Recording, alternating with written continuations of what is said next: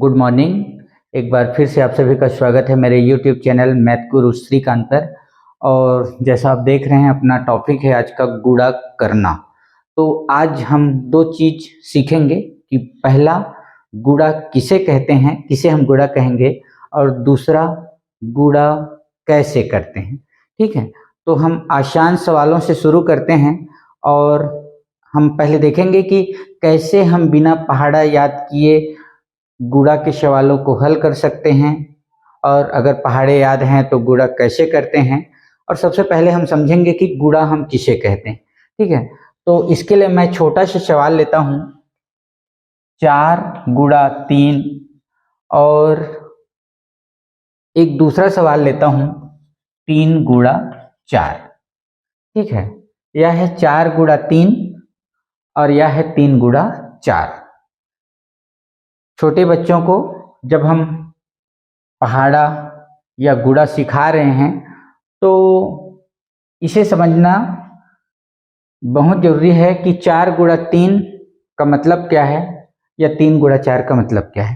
ठीक है, तो चलो, अभी हमें पहाड़े याद नहीं है, हम सीख रहे हैं कि अवधारणा क्या है गुणा की, क्या कहती है गुणा की अवधारणा।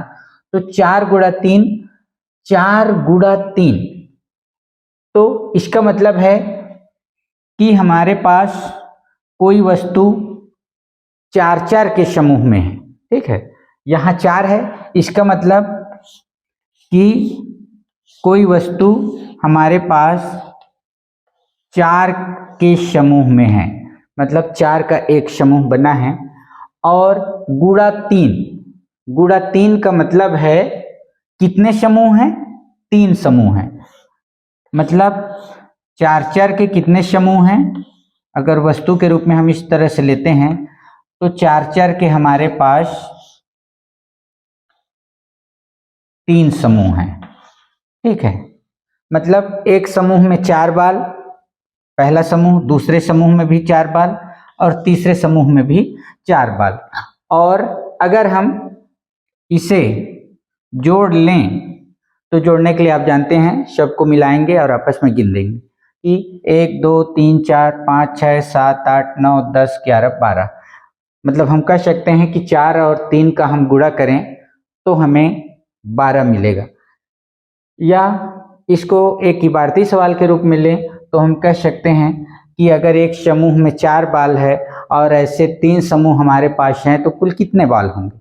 ठीक है, तो 4 गुणा 3 का मतलब क्या हुआ, 4 का समूह, 4 का एक समूह, और ऐसे कितने समूह, यहाँ 3 है तो 3 समूह। ठीक है, तो 4 8 और यह 12, मतलब इसका आंसर होगा, अगर हमें पहाड़ा नहीं आता तो हम आराम से इसे गिनकर बता सकते हैं कि 12 होगा। 4 गुणा 3 कितना होगा, 12 होगा। ठीक है, तो यह पहला समूह, यह दूसरा समूह, यह तीसरा समूह। इसी के उलट एक दूसरा सवाल है 3 गुणा 4।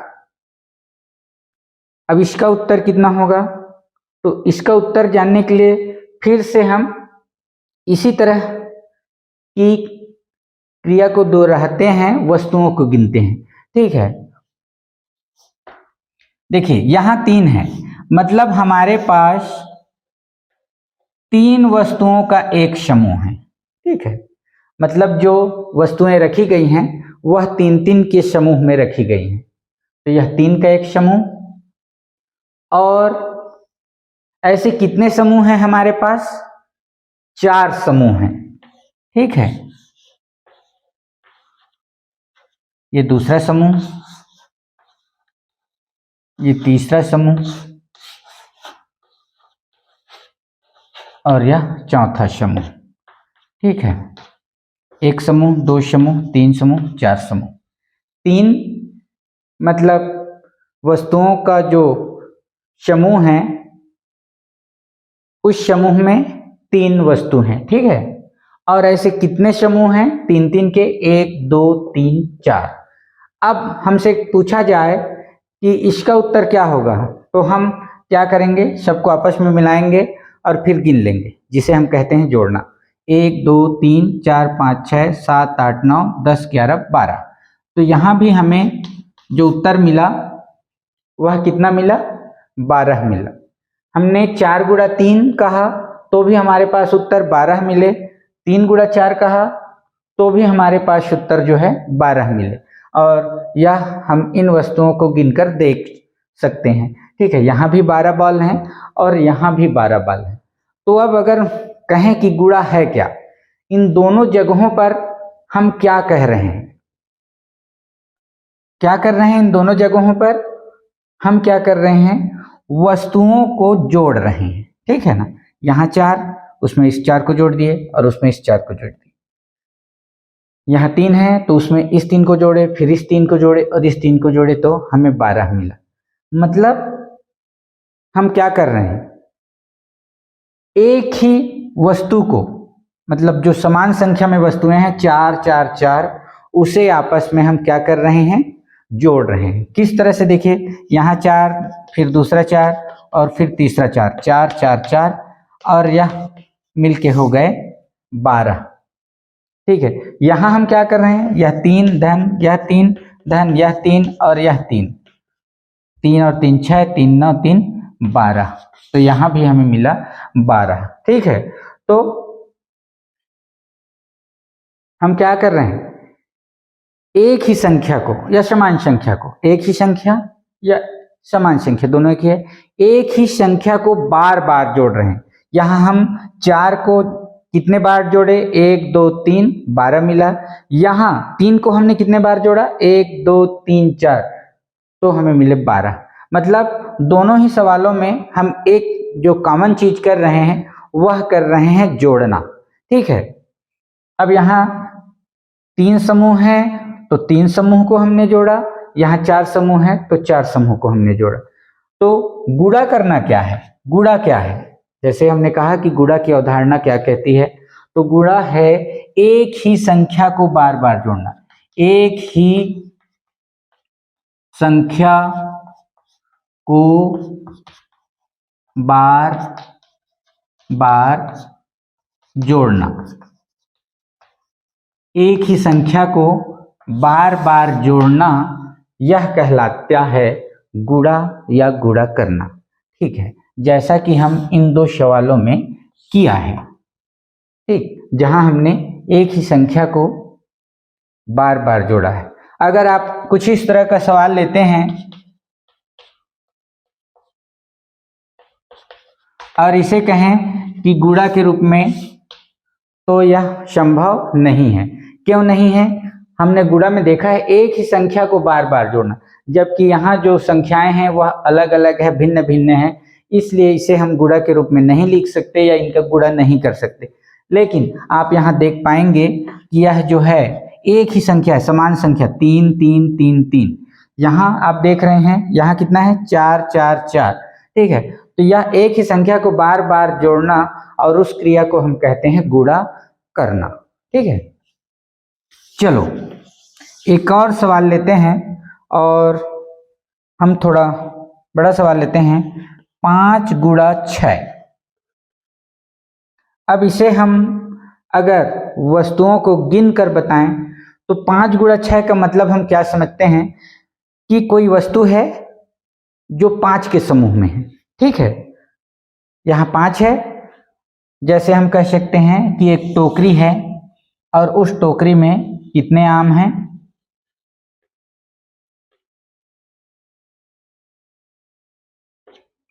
5 आम हैं। एक समूह में कितने हैं, 5 हैं। आम लिया है वस्तु के रूप में तो आम। अब 5 5 के ऐसे कितने समूह हैं, 6 समूह हैं, 2 3 4 5 और 1 6। और हर टोकरी में कितने कितने आम हैं, कितने आम हैं, 5 आम हैं। तो यहाँ भी हम बना लेते हैं 1 2 3 4 और 1 5। यहाँ भी 1 2 3 4 5। यहाँ भी 1 2 3 4 5।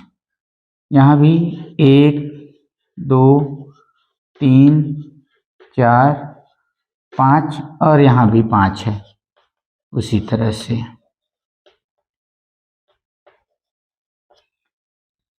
5 गुणा 6 मतलब एक समूह में 5 आम हैं, और गुणा 6 मतलब ऐसे कितने समूह हैं? 1 2 3 4 5 6। अब कितना होगा? तो यह जानने के लिए, क्योंकि हमें पहाड़ा नहीं आता, इन सब को आपस में हम मिलाएंगे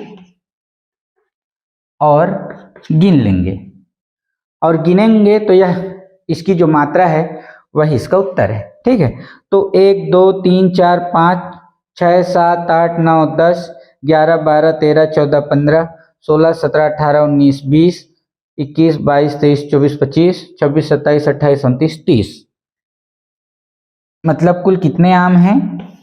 30 आम हैं। तो इस 30 को मालूम करने के लिए हमने क्या किया? हमने इस 6 के हमने इस 5 आम के जो समूह हैं उसे आपस में क्या किया? जोड़ लिया। 5 और 5 10 और 5 15, 5 20, 5 25 और 5 30। तो इस तरह से हमें मिला 5 गुणा 6 और कुल 30 आम। तो गुणा बेहद आसान है, जिसे हम कहते हैं एक ही संख्या को बार बार जोड़ना। अगर आपको पहाड़ा आता है तो उसे आप और अच्छे से कर सकते हैं, लेकिन उससे पहले आपको यह समझना होगा कि गुणा किसे कहते हैं, गुणा की अवधारणा क्या है। और अगर आप गुणा की अवधारणा को अच्छे से समझ लेते हैं तो आप आसानी से गुणा के सवालों को हल कर सकते हैं। अगली कक्षा में हम एक अंक के गुणा के सवालों को कैसे हल करेंगे, यह आपको मैंने वस्तुओं के समूह के माध्यम से समझाया। अब हम अगली कक्षा में देखेंगे कि कैसे हमें अगर पहाड़े याद हैं तो हम गुणा करेंगे।